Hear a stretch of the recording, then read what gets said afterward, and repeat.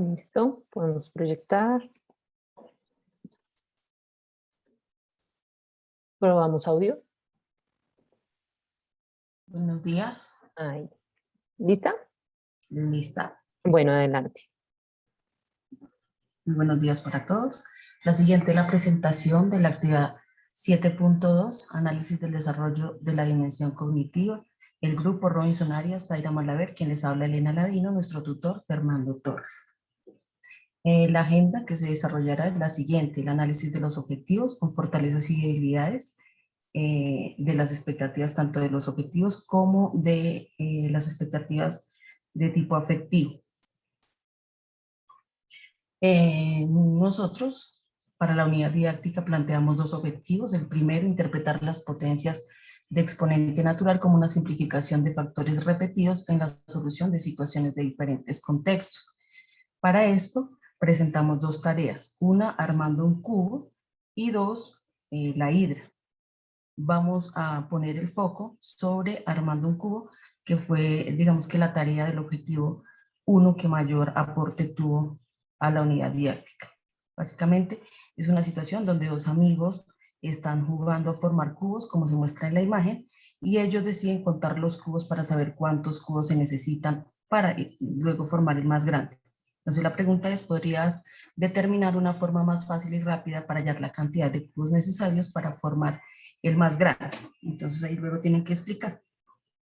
El segundo objetivo es generar estrategias para resolver situaciones de crecimiento exponencial y argumentar la solución obtenida. Entonces, para esta propusimos dos tareas: una que era la ronda final del concurso y el ajedrez. Nuestro foco va a estar sobre el ajedrez. Entonces, básicamente la situación es la siguiente: Carlos y David jugaron 5 partidas de ajedrez, de las que David ganó 3. Carlos le preguntó a su amigo qué quería como premio.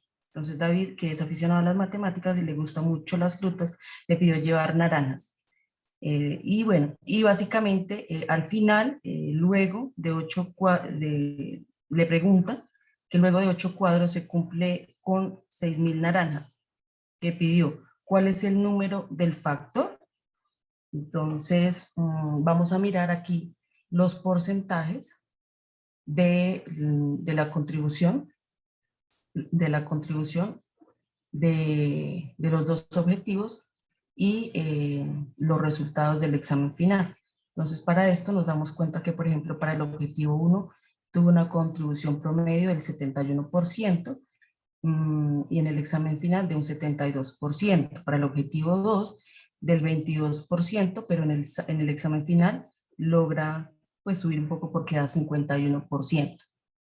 En cuanto al examen, perdón, digo, en cuanto a los resultados globales, por ejemplo, para las tareas del objetivo 1, tenemos una contribución del 47% y en los resultados del examen final, 62%. Y 39 para el objetivo número 2 y 38 para el examen final.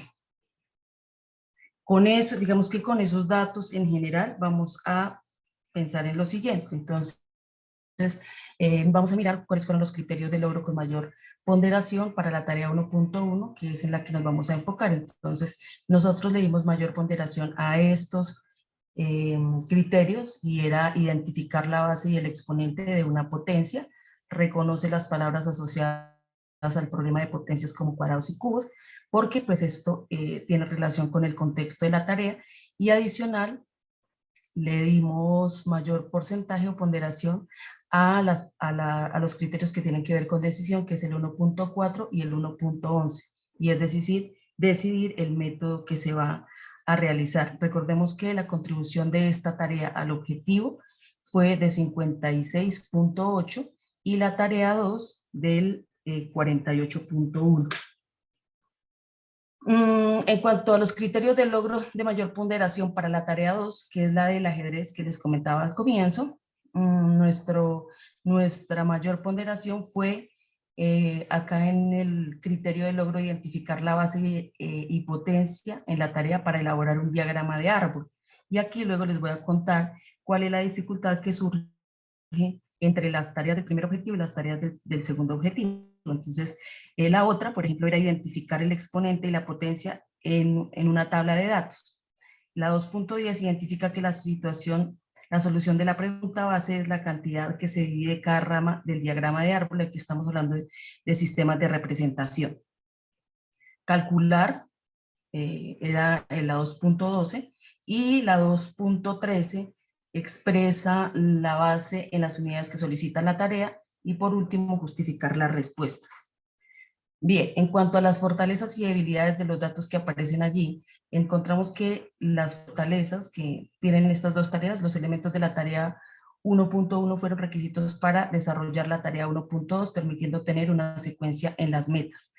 La secuencia de las tareas que contribuyeron al objetivo 1 fueron pertinentes. Que fueron pertinentes porque había una consecución.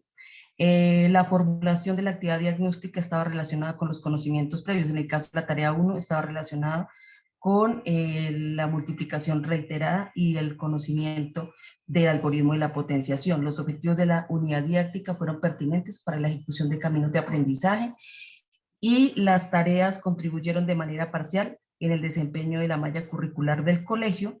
Adicional que las tareas se trabajaron con el estándar de matemáticas de grado séptimo, que era trabajar con situaciones, problemas usando las potencias. En las debilidades encontramos lo siguiente: faltó incluir en la actividad diagnóstica preguntas que incluyeran sistemas de representación y adicional sistemas de crecimiento exponencial. Habían varios criterios de logro que se parecían y no había una secuencia entre cada uno de ellos. En cuanto a la rúbrica del examen final, observamos que los criterios de logro, habían algunos que están mal redactados y no se relacionaban con los criterios de logro de mayor ponderación. Adicional, faltó incluir en las tareas del objetivo 1 sistemas de representación para que fueran un requisito de las tareas del objetivo 2, y eso era lo que les mencionaba antes. Ahí hay un espacio, como un vacío, ¿cierto?, entre las tareas del objetivo 1 y las tareas del objetivo 2, porque en las tareas del objetivo 1 no trabajamos ni sistemas de representación y ni tampoco temas de crecimiento exponencial que fueran un requisito para las tareas que seguían.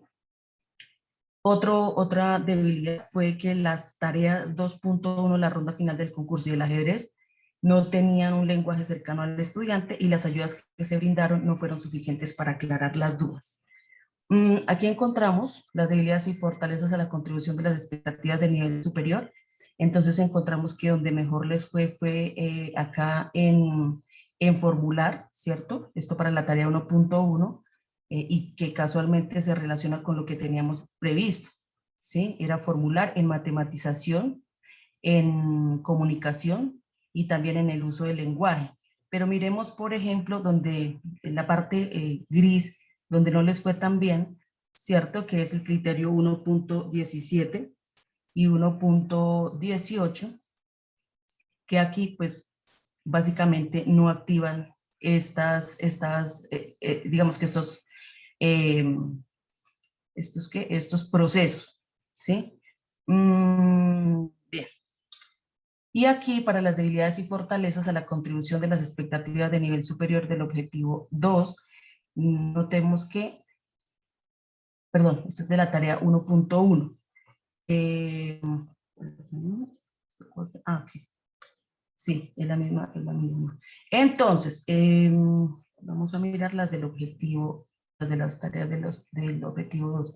Y centramos el foco aquí en las del objetivo 2. Entonces, por ejemplo, tenemos que el mayor porcentaje, por ejemplo, fue en formular, ¿cierto?, con matematización y uso del lenguaje, con un 44%, que no es tan alto, y sin embargo, pues ahí muestra, digamos, como ese porcentaje, pero también hay unas dificultades, como se muestran en esos resultados, para los criterios que teníamos previsto, porque es allí donde activan mayores errores.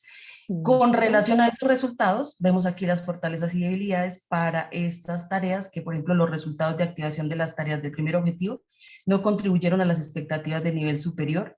Formular en la capacidad matemática de resolución de problemas muestra un porcentaje satisfactorio, y gracias. Muchas gracias, Grupo 1, por la presentación.